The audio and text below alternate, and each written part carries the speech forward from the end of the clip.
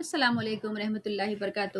کیسے ہیں آپ سب؟ امید کرتی ہوں آپ سب خیریت سے ہوں گے۔ اللہ تعالیٰ ہم سب کو اچھا رکھے، ہم سب کی جائز تمنائیں پوری کرے اور ہر اس چیز سے نوازے جس میں خیر و برکت ہو، راحت ہو، سکون ہو اور صحت مند زندگی ہو۔ آمین ثم آمین۔ تو چلیے شروع کرتے ہیں۔ بسم اللہ الرحمن الرحیم۔ پھر اللہ تعالیٰ مسلمانوں کو ایک زبردست اخلاقی تعلیم دیتا ہے کہ ظالم کے خلاف بدگوئی مت کرو، حالانکہ تم کو ایسا کرنے کا حق پہنچتا ہے۔ ہمیں معلوم ہے تم مظلوم ہو، لیکن تم ان کی برائیوں کو درگزر کرو اور ان کے ساتھ بھلائی کرو۔ دراصل ان دنوں منافق اور یہودی اور بت پرست سب بھی اکٹھے مسلمانوں کے خلاف تھے اور ان کو خوب ستاتے اور پریشان کرتے تھے، تو تم مسلمانوں کے دلوں میں بھی ان کے خلاف نفرت کا طوفان اٹھ کھڑا ہوا۔ اسی لیے اللہ تعالیٰ نے مسلمانوں کو یہ نصیحت فرمائی کہ بدگوئی پر زبان کھولنا اللہ کو ذرا بھی پسند نہیں، کیونکہ اگر تم اچھا اخلاق رکھو گے تو تم اللہ کو قریب پاؤ گے۔ اگر اللہ چاہے تو ان کو سخت سزا دے سکتا ہے، لیکن دیکھو برے سے برے کافر کو بھی اللہ تعالیٰ ضرور رزق دیتا ہے۔ اسی لیے ہمیں بھی چاہیے کہ ہم اپنے اللہ کے بتائے ہوئے راستے پر چلیں، اور وہ لوگ کافر کہنے کے لائق ہیں جو اللہ اور رسول اس کے رسولوں کو نہیں مانتے، یا پھر اللہ کو مانتے ہیں مگر رسولوں کو نہیں، یا پھر کسی رسول کو مانتے ہیں اور کسی کو نہیں۔ تو ایسے لوگوں کے لیے ذلیل و خوار کرنے والی سزا تیار کر رکھی ہے۔ لیکن جو اللہ کو اپنا واحد معبود تسلیم کرتے ہیں اور ان کے بھیجے ہوئے سب رسولوں کی پیروی قبول کرے اور نماز اور زکوٰۃ کی پابندی کرے، تو وہی اپنے نیک عمل کے اور بہترین انعام پائیں گے، اور اللہ تعالیٰ حساب لیتے وقت ان پر سختی نہیں کرے گا انشاءاللہ۔ مدینے کے یہودی نبی صلی اللہ علیہ وسلم سے کہتے تھے کہ ہم آپ صلی اللہ علیہ وسلم کو اس وقت اللہ کا نبی مانیں گے جب آسمان سے ایک کتاب ہماری آنکھوں کے سامنے نازل ہو۔ اس پر اللہ تعالیٰ اپنے نبی صلی اللہ علیہ وسلم کو یہودیوں کے جرائم گن کر بتاتا ہے کہ سب سے پہلے تو ان یہودیوں نے اپنے رسول موسیٰ علیہ السلام سے اس بات کا مطالبہ کیا کہ اللہ تعالیٰ کو علانیہ دکھا دو۔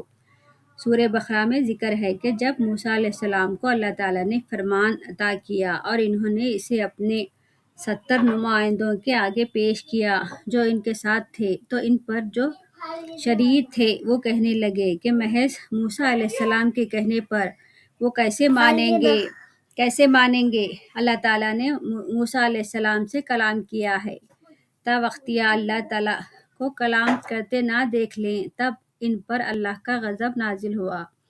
اس کے بعد انہوں نے اپنے بچڑے کو اپنا معبود مقرر کیا، تو کیا نبی اسرائیل کو فرعون کے پنجوں سے اس بچڑے نے چھڑایا تھا؟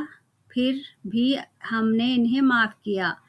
پھر ہم نے ان سے کہا کہ جب بستی میں داخل ہو تو اللہ سے اپنی خطاؤں کی معافی مانگتے ہوئے اور لوٹ مار اور قتل عام کے بجائے اس بستی کے باشندوں میں معافی کا اعلان کرتے ہوئے داخل ہونا اور کرتے ہوئے نہ جانا، لیکن انہوں نے ایک نہ مانی۔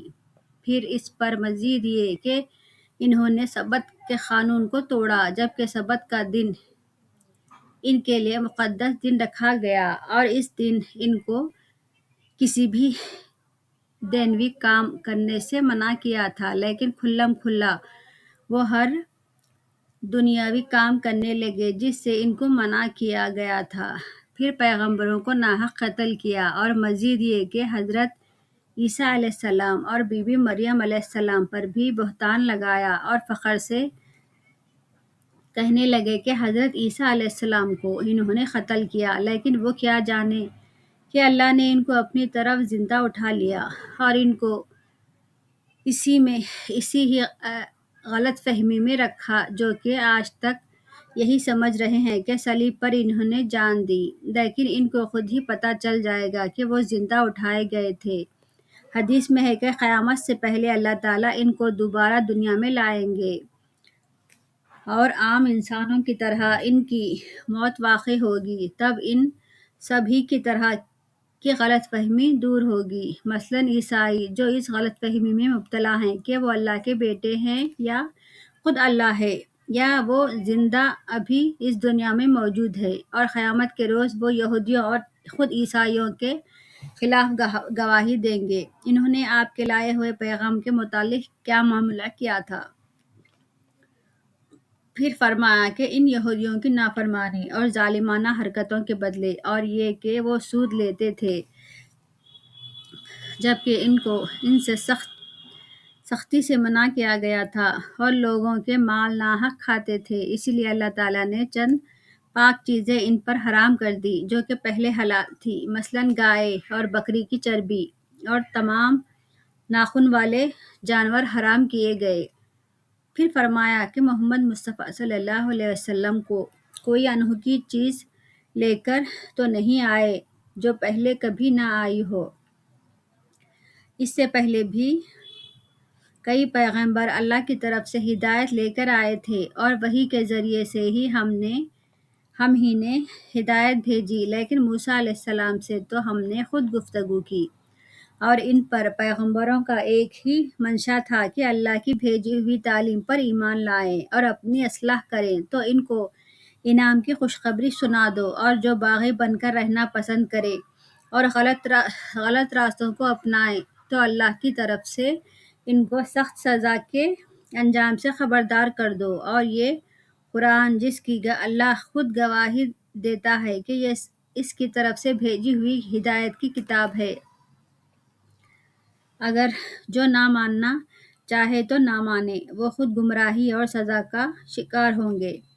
پھر یہودیوں اور عیسائیوں کو کہا گیا کہ اپنے جرائم سے باز آ جاؤ، مثلاً یہودیوں نے اللہ کے بھیجے ہوئے رسول مسیح کا انکار کیا اور عیسائیوں نے ان کو اللہ یا اللہ کا بیٹا روح المقدس ہولی گھوسٹ بنا ڈالا کہ وہ اللہ کی اپنی روح مقدس تھی جو مسیح علیہ السلام کے اندر حلول کر گئی، نہیں بلکہ اللہ نے پاک روح سے عیسیٰ علیہ السلام کی مدد کی کہ وہ اللہ کی طرف سے پاک روح تھی جو بدی سے ناآشنا اور سراسر فضیلیت تھی، اور وہ صرف اللہ کی طرف سے بھیجے ہوئے رسول تھے، اور اللہ کی طرف سے ایک کلمہ تھا کہ اللہ نے کہا کہ ہو جا، اور بی بی مریم حاملہ ہوئی۔ تو عیسائیوں کا یہ قیاس غلط ہے کہ اللہ تعالیٰ کی اس ذاتی صفت نے مریم علیہ السلام کے بطن میں داخل ہو کر جسمانی شکل اختیار کی جو مسیح کی شکل میں ظاہر ہوئی۔ اس طرح عیسائیوں نے ان کو اللہ قرار دے دیا۔ اس پر اللہ تعالیٰ ان عیسائیوں کی غلط فہمیوں کو دور کرتا ہے اور کہتا ہے کہ ان تین اللہ کے عقیدوں کو چھوڑ دو، یعنی باپ، بیٹا اور روح القدس ہولی گھوسٹ۔ اللہ تو بس ایک ہے اور اس کے سوا کوئی دوسرا خدا نہیں۔ مسیح علیہ السلام نے تو خود کو اللہ کا بندہ قرار دیا ہے، لہٰذا اللہ کے ساتھ کسی اور کو شریک مت کرو، کیونکہ آخرت میں ان میں سے کوئی بھی تمہاری مدد کو نہیں آئے گا اور شریک کرنے والے کو سخت سزا دی جائے گی۔ اب یہ تمہاری طرف ہم نے ہدایت بھیج دی ہے، لہٰذا اس کی پیروی کر کے اپنی اصلاح کرو۔ آمین۔ اللہ تعالیٰ ہم سب کو پڑھنے سننے سے زیادہ عمل کرنے کی توفیق عطا فرمائے۔ آمین ثم آمین۔ جزاک اللہ خیر۔